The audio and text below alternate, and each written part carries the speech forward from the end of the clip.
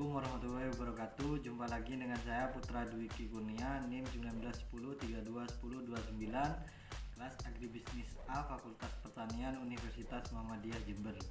Baik, saya di sini akan menjelaskan tentang ketahanan pangan di masa pandemi. Untuk memenuhi tugas ketahanan pangan, dosen pengampu Ibu Fevi Nurdiana Wijayanti, SPMP. Pengertian pangan.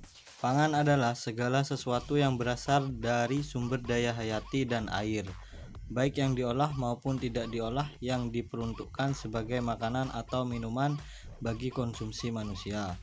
Termasuk di dalam pengertian pangan adalah bahan tambahan pangan, bahan baku pangan, dan bahan-bahan lainnya yang digunakan dalam proses penyiapan, pengolahan atau pembuatan makanan dan minuman.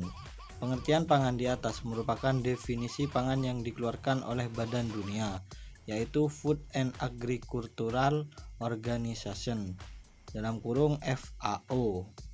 Yang selanjutnya ialah ketahanan pangan di Indonesia. Terjadinya kerawanan pangan disebabkan oleh tidak tercapainya target ketersediaan pangan dan akses terhadap pangan bagi masyarakat. Hal ini menjadi paradok mengingat Indonesia memiliki lahan yang luas dan subur. Sistem ketahanan pangan di Indonesia secara komprehensif meliputi 4 sistem. Yang pertama, ketersediaan pangan dalam jumlah dan jenis yang cukup untuk seluruh penduduk. Yang kedua, distribusi pangan yang lancar dan merata. Yang ketiga, konsumsi pangan setiap individu yang memenuhi kecukupan gizi seimbang. Yang terakhir, status gizi masyarakat. Yang selanjutnya ialah ketahanan pangan di masa pandemi. COVID-19 mengganggu sistem pangan Indonesia. Ketenaga kerjaan di bidang pertanian diperkirakan akan mengalami kontraksi sebesar 4,87%, sedangkan produksi pertanian domestik akan menyusut sebesar 6,2%.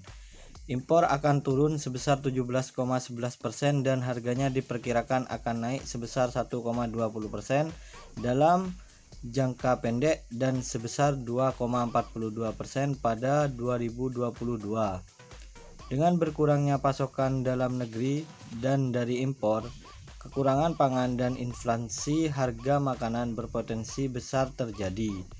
Saat krisis 2008, ketahanan pangan menjadi perhatian utama pemerintah. Masalah ini juga akan menjadi isu penting dalam krisis kali ini, baik dalam skala nasional maupun di beberapa daerah yang rentan. Sebagian besar daerah dengan tingkat kekurangan gizi yang tinggi saat ini diyakini disebabkan oleh kekurangan pangan pada krisis lalu.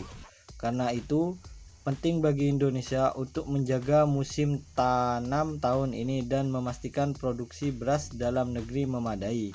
Di tingkat petani, untuk melakukan hal tersebut mereka perlu mendapatkan input. Data terkini menunjukkan sektor pertanian telah mengalami kontraksi. Pada Februari 2020, penyerapan tenaga kerja pada sektor pertanian menurun sebesar 60.000 orang atau sekitar 0,42% dibandingkan dengan tahun lalu. Pertumbuhan ekonomi pada kuartil 1 2020 menunjukkan bahwa sektor pertanian hanya mampu tumbuh 0,02% secara tahunan. Meskipun demikian, sektor pertanian masih cukup potensial untuk menjadi tumpuan dalam mendorong pertumbuhan ekonomi. Secara kuartalan, pertanian masih sanggup tumbuh 9,46%. Baik, berikut penjelasan dari saya. Kurang lebihnya mohon maaf. Semoga bermanfaat. Wassalamualaikum warahmatullahi wabarakatuh.